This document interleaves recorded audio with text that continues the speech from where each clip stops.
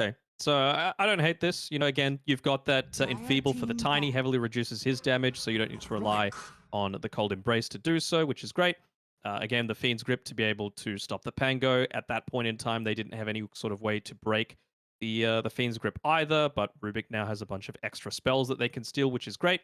I'm still a little bit concerned about 10 their seconds backline dive remaining. because, again, Rubik, another one of those heroes that buys offensive 5 items, and seconds I feel like remaining. you need to be able to punish that if they're just looking to consistently run at you. And UDV are going to hit these aggressive timings, right? You've got a Tiny who's two slotted plus a shard at 17 minutes. You've got a Pango who doesn't need much to be very effective. Same sort of thing with an AA. And Rubik, really at that stage, all you need is an Aether Lens. So I feel like if Motivate are trying to get a little bit too greedy here, they could just get punished quite heavily.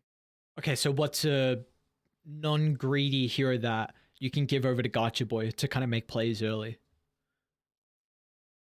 Kind of want to see something like an Ember Spirit. You're able to do a lot even just with Radiant the Orb of team ban. Corrosion and maybe some Phase Boots. Also synergize as well with the Desolator that TA wants to pick up. A lot of that extra physical damage component now. Same sort of thing with the Swarm, right? All those different targets having the minus armor onto them. Dire It team ban. isn't like backline stun, but you are still like if you're quick enough on your fingers, you're just able to leap around a lot of these engagements and do just fine. And really, this last phase looks like it's just looking to ban out a lot of those heroes that are looking to get onto the back lines for UDV. Radiant So they're getting rid team of the ban. Storm Spirit. The Huskar ban as well also leads me to believe that it's another one of these heroes that just needs to be up there hitting creeps to be able to get a lot of that early farm.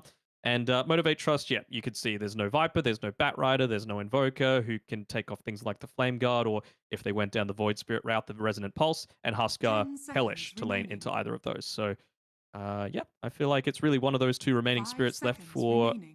Motivate.Trust. Let's see if UDV look to ban out either of them.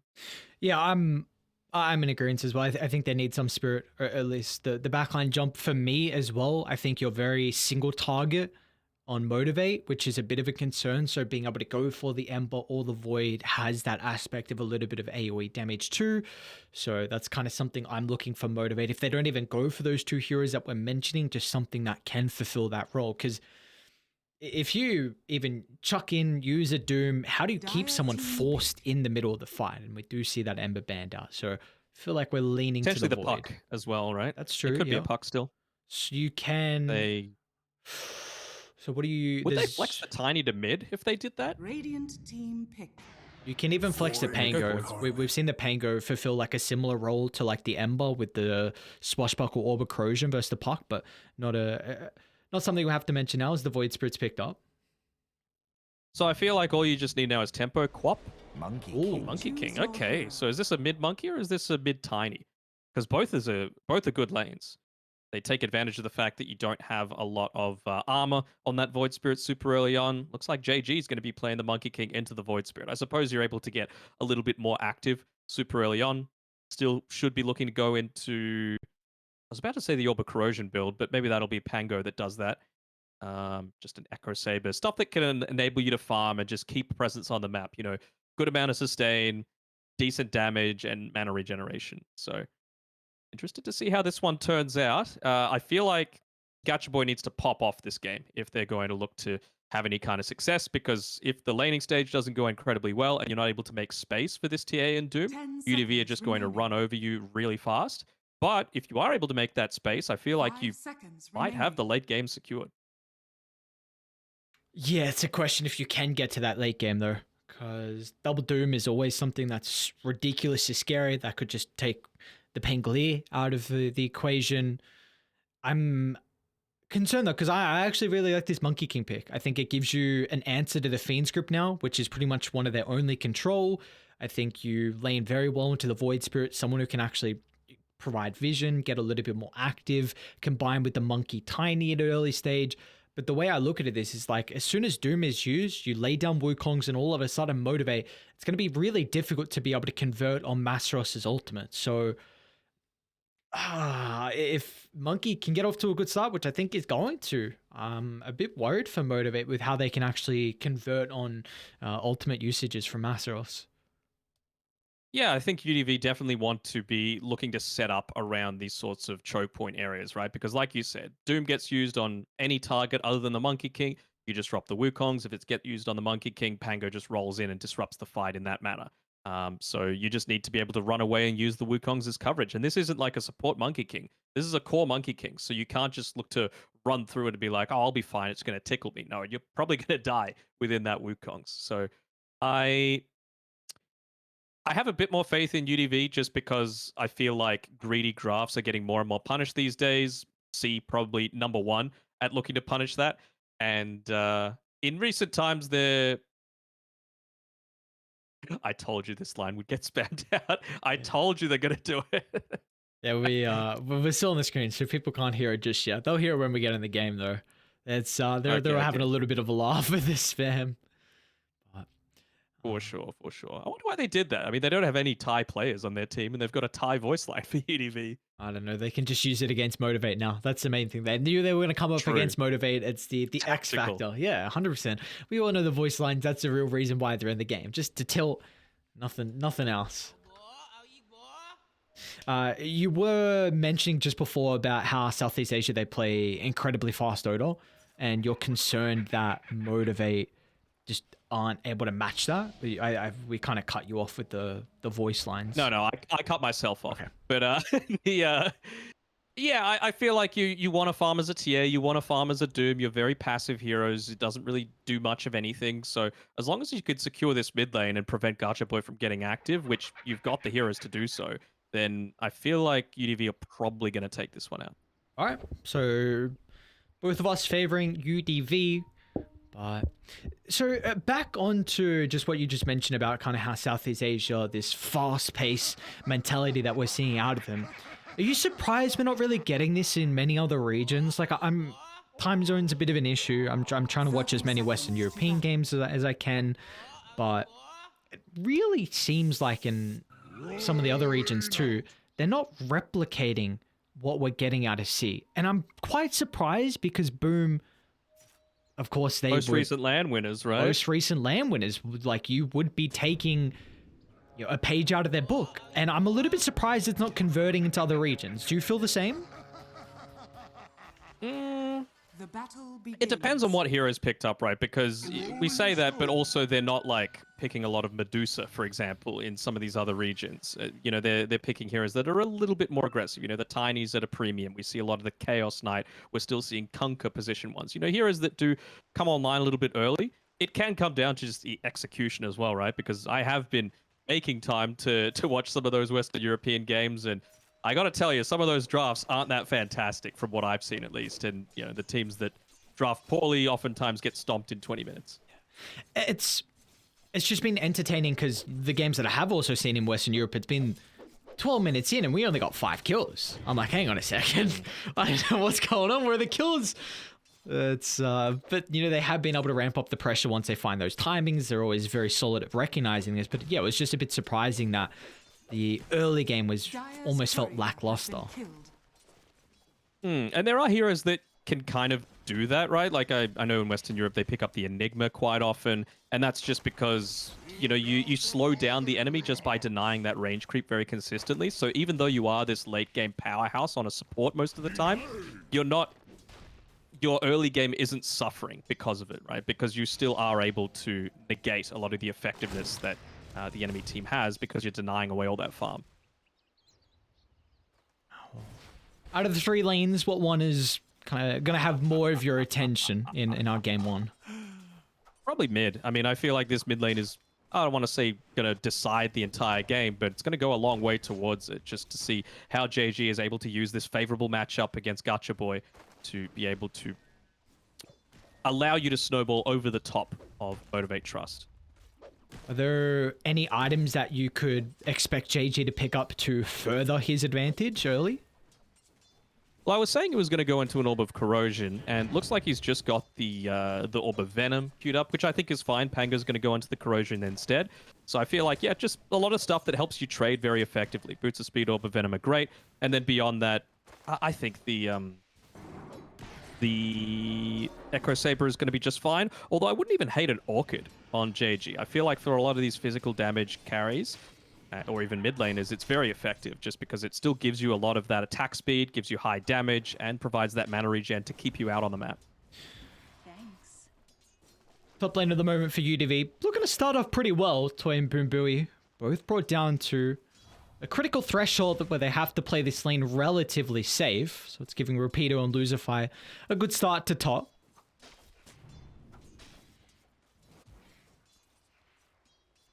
And again, this is a lane that doesn't really do all that much super early on, right? You've got an okay amount of kill threat with Rapido and Luzify, as long as they've got the mana for it. But the important thing is basically allowing the TA to farm. You know, that's what you've drafted for. You've gone this greedy route.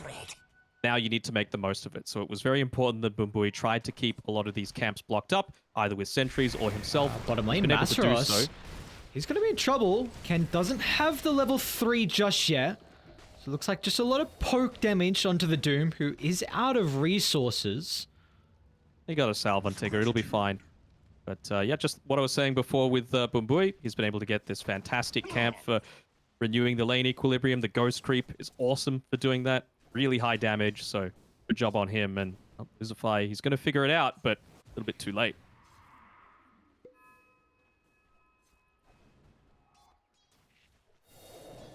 Do you... Thoughts on Masteros going for the ice armor?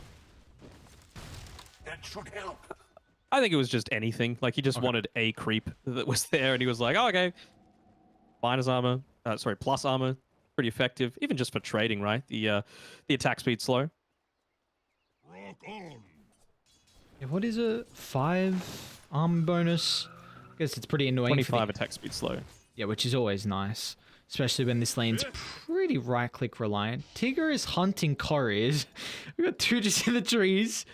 Does Tihi... Yeah, Tihi's got a sentry. I wonder with how aggressive Tigger's been playing, like trying to snipe out these wards, that Tihi might have an inkling of the observer ward placement, but it looks like he doesn't really mind at the moment.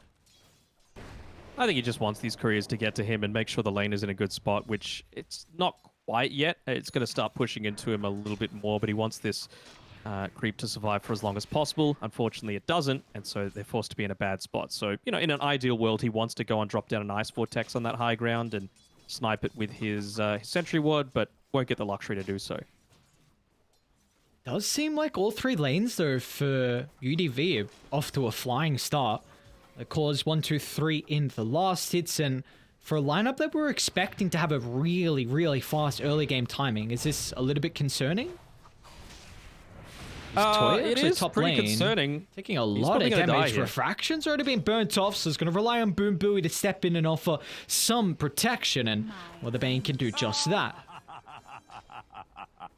Yeah, I mean, this is what happens, right? If the lane's in a poor spot, you're going to get harassed. You're going to get gone on. They're out of regen on the top side. And even just previously, you had at the 4-minute mark, Luzify make that rotation towards the top rune, deny the water rune away from Gacha Boy, and that's just given JG an even stronger lane. He's already opened up a 400 net worth advantage. Bottom lane, they're going to turn to Tihi. A little bit split away from the tower, which is often the support for position 5s in the lane, but they can feel like they can dive here. Tigger Sakuchi deeper into the tree line as the Weaver finds our first blood. Invisibility. Just enabling that little bit of a deeper dive. Oh, the Who's TP TPing? actually coming through from JG here. All right. He's only got 1 point up Don't in have a this stun. primal. And Doom is not an easy kill at all. Chainmail plus the Ice Armor is up to 19 armor on Masteros at 6 minutes in. And look at all the space that he's providing Tigger, just try and break down onto Ken, who wins the man fight. It looks like Tigger just edges out enough damage to get the kill before he dies. Now JG finds an extra level off the back of this. Is going to look to dive out of the tower. The movement speed slow and the attack speed slow from the Ice Armor means that JG cannot get the kill, and simultaneously Rapido is left solo top. So Toy, along with the help of Boombui, find another kill for Motivate. Yeah, Masteros was lucky. He just had his Scorched Earth come off cooldown there, so he was able to get away from the pursuing Monkey King. Very nicely done by Motivate.Trust to get that out of that lane, and that's given him the phase boots as well, so now even harder for you to chase down this Doom. Boombui still got one more ultimate charge. A 1-2-2 build. It's a bit of an guy's getting awkward dived here. play. And now without any Although, ultimate charge on Gacha Boy? Gacha Boy, he's going to have to rely on the TP out. Do they have the damage? They do not. JG so close with being able to find those stacks. Wonder if anyone makes a rotation towards this mid lane, though. We had a lot of TPs used to get out to the side lanes again. Of course, Boy had to come back. Looks like he'll be able to run back probably in time. Might end up losing a little bit of tower damage. Is Toy in trouble? Refraction's going to expire relatively shortly. Repeater doesn't have detection. Now he's out of mana for the shield crash. So once again, so the close. position 5. I'm going to just have that reinforcement. 10 mana short.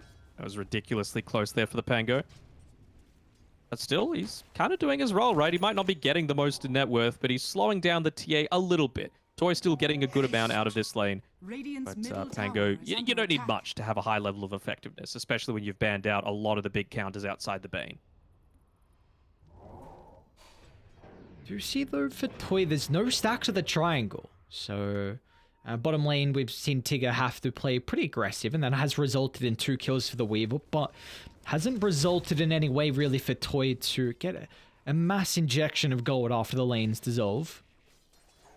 Man, Lucify, even with the time that he spent having to rotate to mid to prevent a lot of that farm from going away, he's built up a few stacks here for this Tiny, so very nicely done by him. Get another one out for the Rubik, so he doesn't have the greatest net worth, of course, early on. Only 5 last hits, so no kill involvement for the Rubik, but he'll get those when the stacks are taken. Yeah. This stacking gold. It's a nice thing about having a monkey in your position too. Like he can start to get pretty active, give over the lane to one of the supports. As looks like Lucify. Do they smoke or is he just looking to occupy mid? What's the play? I think he might just look to occupy mid, right? You've got a Monkey King who's Bottom level lane, 8, Masaros very strong. is in a lot of trouble here, Ken. Still doesn't have a level in the toss. Oh no. How many times has Masaros just survived on a slither of health, and meanwhile Tigger cleans up the Ancient Apparition, and this is scary. There's a Boundless just off the mark as well. The dancing shoes are on early for Masaros. Yeah, he's having a great game. A lot of these ganks avoided so far by Motivate.Trust. This is exactly what they needed to do to be able to allow their greedy lineup to come online. He's got that Devour maxed out. Doesn't have a single point in the Infernal Blade because it's not a kill lane. It's all about the survivability. It's all about getting that farm in for himself, and it's not going to be too long until he picks up that Midas as well. Gotcha, boy. Scott, he did actually find the double damage rune. He's going to expend it though, so they will not have this now in a potential rotation. But taking a look at the net worth, it's Motivate that are on top. You know, early on, I was mentioning the fact that UDV, all 3 cores were 1st, 2nd, and 3rd in the last hits, and now it's just Motivate. There's bottom lane has really been where we're seeing this injection of gold to help out with the economic lead. Yeah, completely. I mean, it's going to start to swing back the other way once the Tiny, of course, is able to get the Echo Saber, and he could go for that jungle stack, but if they're not too careful with the good start that they've had on Motivate.Trust, yes, they don't have a lot of stacks for themselves. The board's going to scout out Tigger going for it now for the first one inside the Dire Triangle. But if you win a few team fights based on this excess in net worth that you've got outside of the laning stage, you could potentially invade and take away this triangle. For me, I want to see UDV play with Repeater. He's had this Rolling Thunder for quite some time, hasn't gotten a kill out of it. And do you feel like, I don't know if this is me overlooking a little bit too much. I don't know how comfortable JG is really. Like his rotations have been pretty awkward. Maybe this is just because of the trigger down bottom where all the action they've had has kind of forced the Monkey King to TP down. Yeah, no, I understand that. He's missed a couple of Boundless Strikes as well. It's not just the rotations. I feel like the rotations are just a mark of really good shot calling, good communication coming through from Motivate.Trust. But yeah, the spell usage has been a tiny bit off. Here we go. The net worth is going to start to give a little bit of a swing back in UDV's favor, with Ken taking this, of course, getting the stacking gold as well from Lucify, who's going to make another one on the Ancient stack. Eyes on bottom though. As soon as they see Tihi, Gotcha boy hesitant to jump. Actually just wants to pull the wave instead. Oh. They're really accelerating his farm as well. Look at that. Masaros ended up stacking up the small camp so that he could take that plus get the full creep wave. They're getting a ton of farm here on the cores on Motivate.Trust. They're going to run into Ken. He only has the Monkey King nearby. Should be okay. He's got the Echo Saber now, so a nice, easy way to clear off that swarm. He also, with the toss, was the one that actually got those last hits of the Warpine Raiders. Isn't the Astral Step through from Gacha Boys, so he's still doing just fine. Azeroth, though, has really come into his own. Is this... Because we see right now for UDV, they have nowhere to take towers. And early on, I guess Die don't really have the same as well. So this is where you have to really rely on your catapult conversions to be able to get these early tier 1s. But is this kind of the awkward thing we're seeing from Radiant at the moment? Because it seems like they want to be making plays. We said they need to be the one controlling the tempo. But without these towers down early, it means they don't have as much map control to play with. It's certainly rough. And like you said, Rapido hasn't used the Rolling Thunder a single time just yet. So that's always a bit of an area of worry for mine. JG, again, he's spending a lot of time just jumping around these trees, not doing all too much. Eventually, he's going to go back, start to take some of this small camp, and now finally he's going to go into that Echo Saber that I was mentioning before. I think he finished up a Wraith Band and then is going for the Echo Saber, but for me, that just slows down his timing quite a bit. And he's even starting to put a little bit more points in the Primal Spring as well for JG. I think it was a 3-1-3 build prior, and now he's like, all right, this game's being played at a little bit more slow of a pace, so he feels like he has to go into the farming route in regards to his abilities. Yeah, and TA, you leave a TA on her own, she's just going to farm, farm, farm, and that's exactly what Toy's doing. He's like, what, they're not running at us? Okay. Top river. Teehee. He's got some heroes behind him. JG continued to pump fake with the Wukongs, but Motivate will not overstep their boundaries. Once again, Gacha Boy is able to find a rune, and he has an invis now to play with, but Radiant, they did scout this out with their River Observer Ward. I swear you've jinxed this. The aggressive play isn't happening, Lockie. It's I should have said nothing. 15 minutes in, nearly. Dude, what's going on? I didn't know we watched him Western Europe. I mean, Motivate are doing exactly what they need to, right? 100%. This is no bash on them. It's just UDV not taking advantage of the strong early game that they've got. Like, how do you fight a Pangolier without, level 6 on the Bane? You couldn't, and yet they still didn't make anything happen. Will not matter. So, smoke for naught. Nice invis play from Gacha. And it feels like he's playing a very sacrificial role. Like, honestly, even the Doom, once he gets that Infernal Blade maxed out, it's pretty good against the Tiny, as long as you're able to consistently get those right clicks in onto him. So, Gacha Boy, he's got the Boots of Travel. He wants to be able to make these rotations to prevent a lot of that aggression coming through from UDV. They're going to make the attempt. First Rolling Thunder. Make sure they don't knock him out of the Ice Blast. And Mastros should tick out to the combo now when Rapido does the drive-by. Oh, nice sidestep. Will not matter. Mastros has now got Tigger with the reinforcements. How is he not dead? What's going on? Is Mastros going to live? No! They're not finishing their meals. How many times have we seen this? All it took was just one extra right click or that Rolling Thunder to land. So Masteros, like you said, the dancing shoes are there. And he gets to just walk on back to base. Do a bit of a drive-by of this camp, use the Midas, get the BKB as well as full HP. No block it. Okay. You're loving life.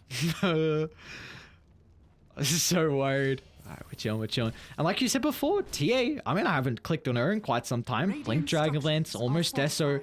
So he's been free farming. No, only 1 kill involvement with the assist. 0 kills, 0 deaths. He's loving life. And, finally, by the time you're able to take a tower, they just do the exact same on Motivate.Trust. And it's a bit concerning because we saw the difficulty with killing Doom prior. And now we just picked up a BKB. So your damage from the AA is going to be heavily mitigated. Even the Pangolier as well, his control. So Mastros should always get his ultimate off in these fights. Void infusion. I guess. I mean, he's keeping that ice armor, which I really like. Of course, the additional physical resist against both a Tiny, a Pango, and a Monkey King is going to be fantastic. And for me, it's this next couple of minutes is going to be what decides the game. Ken's just finished up his Shadow Blade. He's got it delivered through on the Courier. He's got an Echo Saber. He's got the Aghanim Shard. Now's the time that you can look to make a lot of this aggression happen. I don't think Tigger saw him just use the Shadow Blade right next to him. he was quick enough, he would have been able to scout it out with just looking at the inventory. But now's the time where you want to make Gotcha a boy. play. He's right next to the river, so they should be able to get the bounce back. Up to the north he goes. Is the damage enough? No more ultimate charges, so JG can continue the hunt. And finally, UDV can double their kill count. Looking to triple it with Tig up. Quick Sakuchi out. Dire's middle tower is under attack. Now, this is it, right? If they don't make something happen here, it was good to get the kill onto Gacha Boy, of course. He doesn't have any of those ways to instantly disrupt that engagement. Now he's got the Yule Scepter, though, so it gives him a little bit more of that survivability. But you just got to keep roaming as a team, find the key targets. I think as much as a Doom is important and he's getting a ridiculous amount of farm, he's not what's going to end the game for Motivate.Trust. They got to keep trying to find Toy, manipulate things in a way where they predict where he's going to be next. Well, Toy is about to have Desolator, so Motivate, they can now start to play near Roshan, which they've got pretty decent wards for. One on the hillside by the secret shop. They've even got a really good lane ward up top as well, and they are setting up for this. If JG shows, they're going to be ready to pounce on Gacha Boy. There we go, they got the damage tick, and there's going to be no escape as JG, who's got no reinforcements as well. So a quick pick off, and they see everyone else from UDV under vision. A perfect spot for Motivate to take the fight. Radiant's top tower is under attack. Oh no, the backstab Tigger. Even Pogo's on the high ground, crumbling the formation of UDV as one to the south. And meanwhile on the river, they've got the Fiend Script cutting away the life of Rapido. And there we go, exactly what it is asking for. Taking a fight next to the Roche Pit. And now they've got the Aegis, maybe not for free. Okay, it's a low investment for sure. You're going to be able to get this D ward off, you would assume, unless Masaros. You might be looking to go in and just get a free kill here. Just posturing. Pretty scary to see a level 14 Doom at the 19-minute mark looking to run at you. Dire's bottom tower is under So attack. how concerned are we right now? Because we were both saying UDV had to really take control of this game early on and hold the tempo, and they've not been doing that. No. So, yeah, I'm a little worried right now for their prospects, right? Because, to be fair, we gave it some conditions, right? They needed to make sure that they were getting aggressive punish in the early draft, and they just didn't, right? Like, Monkey King, his rotations He's only got Lucify with him, and there's not going to be much the Rubik can do. Even though he steals the Doom, he's going to try and TP out with this ability. Recognizing the Tiny is a lost cause. Let's reset around another fight now with the Rubik stolen ulti. Dire's middle tower is under attack. This is the great thing about the Weaver as well. You know, it's very low consequence to be able to make a rotation up towards this top side to be able to stop this push from consistently happening. Gets it onto JG. They won't be able to kill him. They don't have the chain lockdown needed. You need the Tiny alive for a lot of that burst damage. I'm not sure if right now is the time to be spamming that voice line again. Nah, it gives him power. Come on, remember it's the mental warfare. Bro, do you really say to someone that's just beating you to a pulp, hey, you want more? You want more? 100%. Not if JG goes down. JG? Which it looks like he's going to have to pop the Wukong's defensively, but oh, they've got plenty of burst to be able to go through the command as Gotcha. Oh, he's only 1-1 and 3, but his damage is going to continue to ramp up with these levels and items soon to be accumulated. Yeah, he's doing his job. He's making space for his TA. He's allowing the Doom to get that Infernal Blade maxed out and just consistently force the enemy team to make a rotation onto their side of the map instead of your own. Very survivable as well. Just not going damage at all. Yule Scepter, BKB next. Mid lane, eyes on Gacha Boy. A telekinesis is out, and for good measure, they'll use the stolen Doom. Very nicely done, UDV. They were waiting in the shadows in the cover of the smoke, and they got a good pick off the back of that. And are they thinking about Roche? You can think about it all you want. I mean, they didn't have to use the Rolling Thunder to be able to pick up that kill, and you still don't have Doom, so I guess they're feeling somewhat confident. Just letting them take away their vision, though, which makes them feel a lot more scared, as they should be.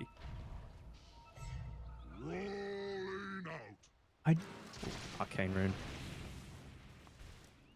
We've seen Kishka on Logun really favor the early Aghanim Shard on the Rubik, and it looks like Lucify's done a very similar thing this game. I mean, they They have decent chase though, right? When someone gets doomed, like of course Doom himself very fast with the items that he's got. Also got a TA who's got the Blink Dagger, you've got a Void Spirit, you've got a Weaver. So the follow-up damage is there, even if you're able to get the lift off and drag back into perhaps a safer spot. So it's not necessarily just for saving that person, but trying to bait the rest of Motivate.Trust into a poor team fight. Double smoke on Motivate. They didn't get the conversion on the first one. So now with the full lineup, they're going to try and move through the triangle. Scans red, so Radiant know they're in the area. Yeah, they saw that it was in Roche and then not. So, nice reaction with the blink. You got to be cautious how deep you dive. Wukong's lay you down so they can blow up the life of Masaros. They're going to look to buy back to continue to take the fight as Toy. A BKB TP out. They don't have the answers to that. As Tig is still being a nuisance, but Rapido flies over the tree line, gets the control required to squash the bug. Now, it's a pretty heavy commitment though. A Rapido buyback, and it's a dieback on the Ancient Apparition as well. Yeah, you still got TP on the Weaver if he wants to buy back and look to join this. Fiend's Grip available. I just feel like without the Doom there, you're just lacking the damage. You know, Gacha Boy isn't going to be doing enough.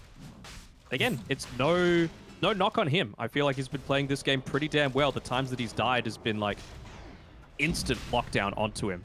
There's no one in the world that would have been able to prevent that, but as he goes for this, you don't go for a steal on this, do you? Surely not. I don't know. They restole Doom, and it is back up now for Lucify. Oh, this is risky. You have to stay in the area now, though. Yep. Question is, do you go the full wraparound? Stiggert looks to get that haste rune. Keep it away. Gonna save buyback for now. Doesn't want to finish up the Rod of Atos, which would be very effective, enabling the TA to really go to work with a lot of the net worth that she's got. Honestly, KB, Deso, Blink. I favor UDV in a fight by the pit. With Wukongs, with Rolling Thunder. They're going to go towards the northern side instead. Those toys can opportunity to pop the BKB. They need to answer the Fiend's Grip, but they don't have it. Rapido gets his ultimate completely wasted down to the south. GG.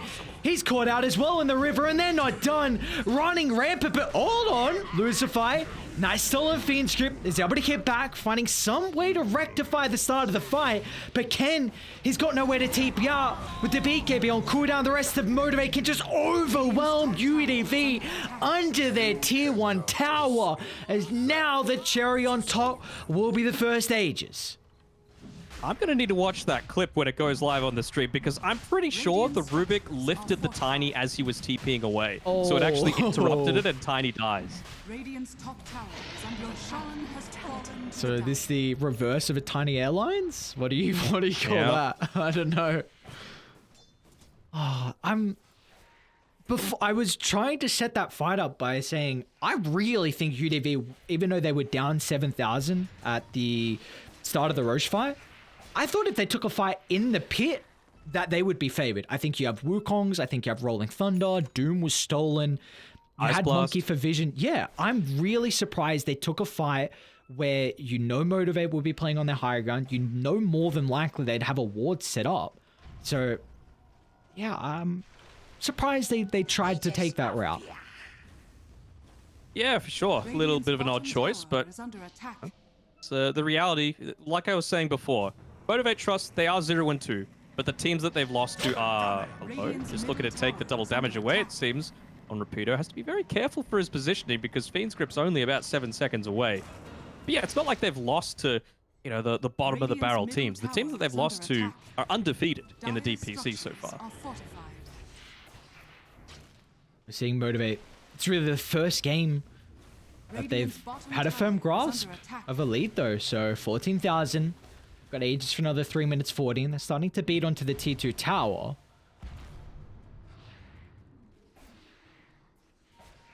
Radiant are scanning. How do you mount the defense though from UDV? Rolling Thunder on cooldown, which is a really important team fight spell for them.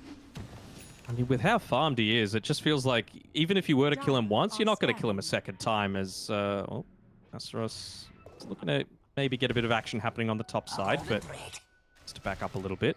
Just wants to continue the farm. I mean, this is a second on net worth Doom at the 27-minute mark of the game. And, you know, just compare that to the mid Monkey King on the other side. nearly overtaken by the Weaver, and Yupango has been overtaken by the Weaver. This is great team play coming through from Motivate.Trust. One thing that is going back UDV's way, though, is that they were able to steal the Psionic Trap for a little bit, so they've got a tiny bit of extra vision coming out here with a few of those traps placed around the map. Doesn't even have the spell anymore, so he can't pop them even if he wanted to. Don't look at my drawing. That scribble is a drawing? Obviously, I didn't go to school for drawing. Come on now. Wasn't art school, my guy. Bro, not even art school. Tower is Right, you know I'm colorblind, preschool. right? Say that again? You know I'm colorblind, right? Yes, sir. Okay, so back when I was in high school, I failed math because the art teacher was like, "Oh, you have to paint this blue." Hold that canvas." thought. Sorry, Bottom there's a lane. fight going. They're gonna look to jump the Templar Assassin, but once again, no way to cancel off the Fiend's Crypt. So it's repeaters live for the ages, which I think they still get the T2 tower anyway. Yeah, you kill her once, you're not going to be able to kill her a second time, and she's got the Daedalus coming out to her as well. So yeah, basically, they said paint this purple canvas, and I painted it blue, and they're like, "No, you didn't do the job, you fail." No, in art. Okay, you said mass, so I was like, what? Okay. Dude, I was I so... meant Gotcha, boy. Nice backstab. They've only run into the Ancient Apparition at the moment. You'll take any free kills you can get. They may have got a little bit of vision of Lucifer with the trap as well. With TP still on cooldown, Lucifer is going to have to play off the back of the Sakuchi. Looks like that is enough to scurry out.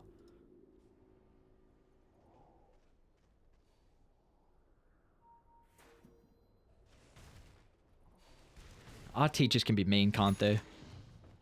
They're failing you for being colorblind. Mm-hmm. It's okay. And I told her afterwards, she's like, "You are?" And I'm like, "Yes, what? I told you this." Aren't they supposed to... I feel like you should know that as an art teacher. Radiant's middle tower is under attack. It's okay. Pretty obvious when they said to paint something red and I was painting it green. You're so innocent. You were like doing the best you could to try and paint it the right color and just was not at all. Oh Nope. no. You what the other kids You know say? me, I am try hard at anything that I do. yeah, I So know. I'm not the type of person to just, Radiant's middle stuff tower around is and that under sort of attack. thing. I was trying my best and I was crushed when I failed. You try hard in P as well? Not like injure the other team try hard, but I would hang like. on, that's like that's a bit full on now. Well, I'm competitive, right? Like anyone that plays Dota is going to be competitive, right? That should help. Right, but Oh, the there's beep test. levels Don't to get it. me- that beep test. Do you reckon is that a worldwide thing? I was gonna say universal. I'm pretty sure it's universal. Yeah. Yeah, I'd say it is. Oh, the Everyone beep knows about test. that. Oh no. Top lane.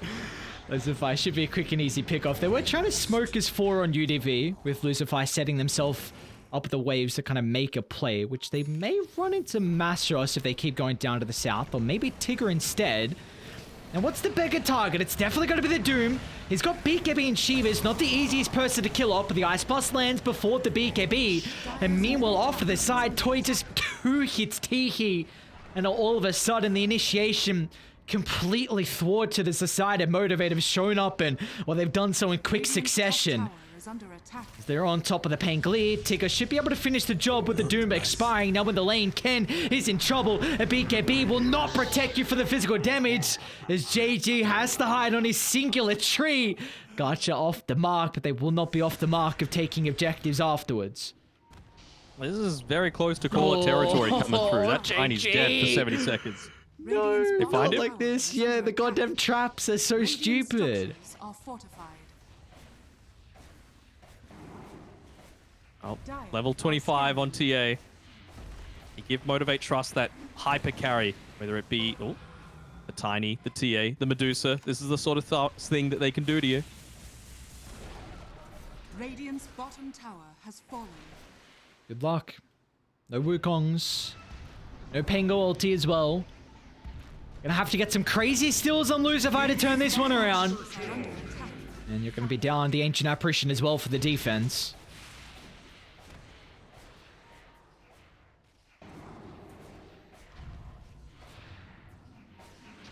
So he's making quick work of these barracks. It looks like UDV, they're not even going to lose the full set. They're tier 2 top and mid, so they were not worried about second full set of barracks, but they do a good enough job to stop Motivate from getting all of the objectives, but it is such a tricky position to come back in. 27,000 deficit. It's a 100% chance as well for Motivate, so... Gaben's lost hope. Yeah. He's like, sorry, Filipinos. Not today.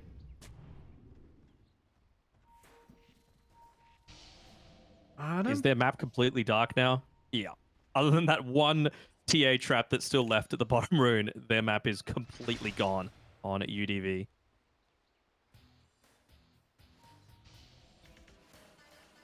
This is really the Motivate that a lot of people were expecting, even though it was a roster change. Game 1 has looked really, really good. You know, we had some concerns about UDV being able to play really fast tempo, and that might catch Motivate off guard with how their lineup worked, but we saw how they were able to play off the back of that, and now they've been able to accumulate such a net worth lead where they can just, you know, slowly cruise the grip. Yeah, and you could say probably like there were a couple of times, of course, JG makes that rotation to bot. It doesn't work out amazingly for them, but I don't think it's just that. You know, like there were a lot of things that didn't happen. They didn't group together and play as 4, which they had a really strong timing to do so. Oh no. AA just completely underneath vision. They dropped the Wukongs, but look at the easy reset. And this was all to just try and steal the double damage away. But Ken, oh, hang on, couple of crits. Toss as well, Ken. He's gonna try and TP out. Toy needs to get lucky too. And he does. Multiple crits raining down before the TP out from Ken's Tiny. And again, even if he does buy back, he won't have the BKB available. And, well, you don't need to go onto the high ground when you're just contesting into Roche. Roche number 2. Not again. Oh, how's it so fast on the fingers, JG? I thought he was a goner. I guess Roche is instead. Man, that fell fast. What? TA level 26, 35 minutes in. I've seen scarier, but still, it's so much damage to have to contest into. Yeah, and now you're going up against a Ag Scepter on the Weaver, who also has the Psychic Headband for good measure. Very nice, very nice. Yeah, I'm struggling to think of a way that UDV are going to be able to come back into this. You know, you're contesting up into all of this damage. You don't quite have the AC. Like, Tiny's item progression has basically been non-existent for quite some time. He's very lucky to even have the Titan Sliver, because Tiny's one of the best heroes for that. But until JG gets this Heaven's Halberd, until you get maybe this Aghanim Scepter, but I'm not sure it's going to do too much on Losify, you are in a bit of a rough spot.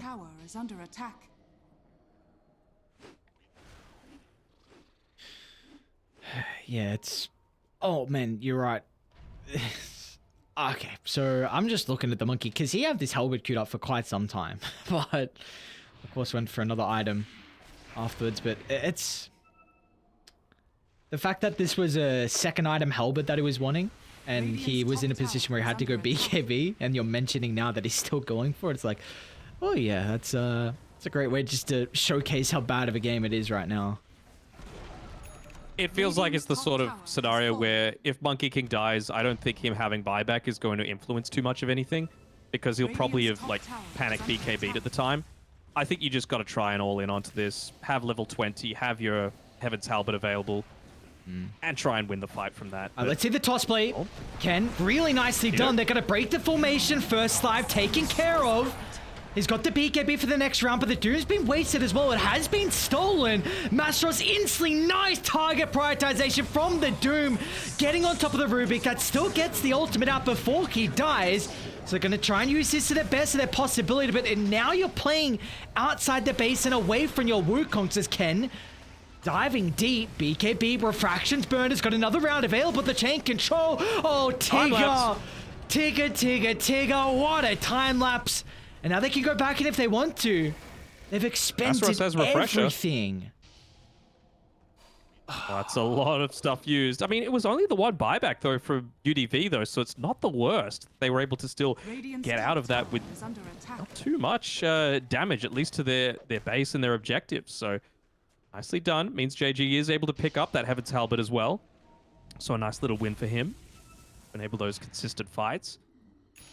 Wouldn't imagine that they would be able to contest against this at 36k net worth down at the 36-minute mark of the game when they took that fight. That was an ideal fight for them, though. Ideal fight.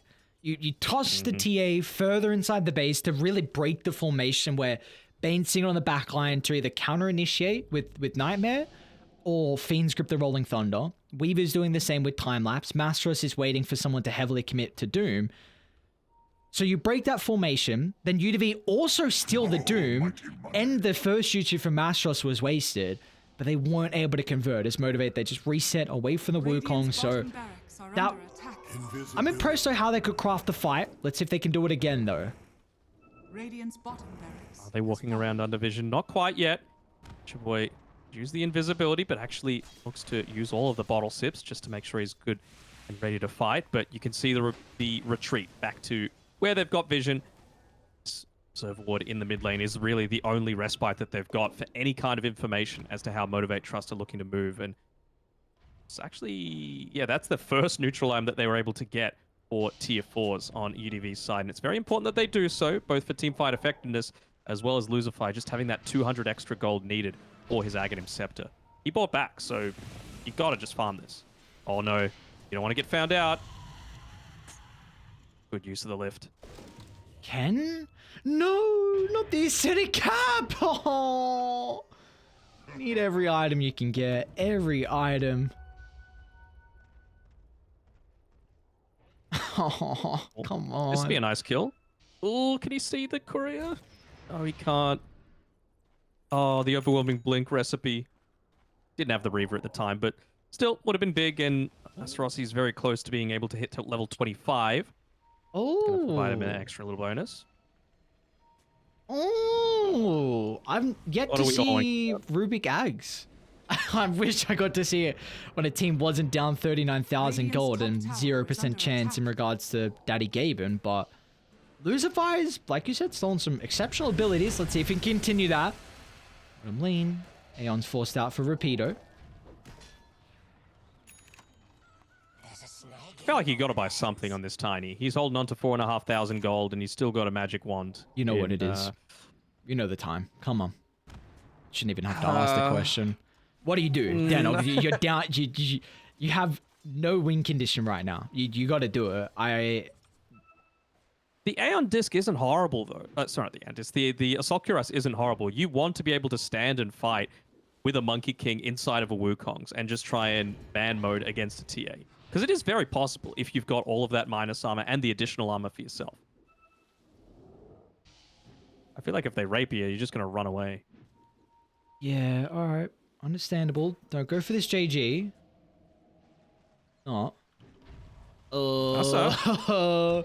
Alright, Mastros. He's got that Infernal Blade Yeah, talent it's as a well. lot of damage. Lucifer nearby, but Gotcha-Boy's going to be able to fly on over thanks to the outpost control. Mastros wants to pop the refresher just in case he needs another round of the BKB. In fact, it just enables the blink further towards the back line. As by the outpost, it's going to be Rapido that drops as well. So it's just a 3-2 split from Motivate, and all these sides doing the dirty work as Motivate. I mean, they can easily now force the buybacks. Yeah, I mean, this is the advantage that you've got when you're so far ahead, right? As JG, you got to be careful here. You're very close to not having buyback. So he's looking to consistently jump around Masteros. He's going to go for that Blink Doom again. You don't have this X Factor play for the Rubik as well. No buyback, unfortunately, for Lucifer, so Radiant's middle tower has need fallen. this hero for the defense, and you will not have him. By far, the most entertaining one to have is Rubik with Pango ulti stolen, because he could still use other big ultimates during it. Like, you could Black Hole during a Pango Rolling Thunder, which is kind of ridiculous as a Rubik. Asteros. Jump in, looking to try and force the Aeon Disc out of Rapido. Nothing crazy with any extra dives from the rest of Motivate's plays. So they are playing this very respectfully on Motivate. I mean, they're winless, right? They are scared about all of this. And we saw in the lobby as well, they're keen for another winners interview. It's been too long since they've had one, and they're always really entertaining. Oh, look at this. A couple of bounty runes on Motivate's side of the river because they just haven't been there for the past 6 or so minutes. JG? Careful with where you're jumping, JG. He's back. Oh, JG's Ooh. back. And Gotcha Boy's got the him. follow-up as well to simulate stun, so he now has to pop a defensive BKB, but Ken's just gonna wait in the shadows and watch as maybe his monkey dies. Duking to the right, a TP out. Okay, no Ken! Oh no! I think the He bought back. bugs saw him. I'm not sure. They should have the gem for vision. And like you That's said, over. he bought back. And without the tiny for the defense, and now Mastros, salt to the wounds. It will not even matter as the G's that drop the Motivate. They will finally get their first map victory. It's not the first series victory. They still need to continue on with this momentum, but at least it is a start. Yeah, all goes back to what we were talking about at the very start. UDV needed to make something happen out of that early game. Otherwise, Motivate were going to use a TA, great at being able to flash farm. Doom, of course, Masaros had an exceptional game, finishing, 7-1 and 14. Toy didn't die a single time, and they just never were able to make those connections work. So big individual credit has to go out to Masaros because that's where a lot of the attention was focused onto, and he was able to dodge out every single one. Some giga Chad plays from Mastros, even big brain plays. What we say, 5-head for that. My guy, I brought up the question of like, what were your thoughts on the ice armor in the lane? I feel like that was prime example of the reason he wanted it for. We saw him survive not once, but I believe twice on a slither amount of health, which was a big issue. UDV, they were putting a lot of the attention onto this bottom lane to really try and enable Ken and offset the Doom, which meant that also Toy was able to get a ridiculous amount of farm in the safe lane, but kind of the playstyle that we were asking for UDV, they just weren't able to convert on this fast-paced Dota. Unfortunately, falls short for them, and it's going to be Motivate in the end taking this longer pace game. We had a 43-minute game 1 with 8 kills on UDV and 35 on Motivate.Trust, but has to be a lot of confidence now for the Thai lads, considering they haven't been able to find their first map victory, and all the other maps prior against Talon, against RSG have been pretty one-sided. So for Motivate, they will take out game 1, but the question is, can they continue with this momentum into game 2?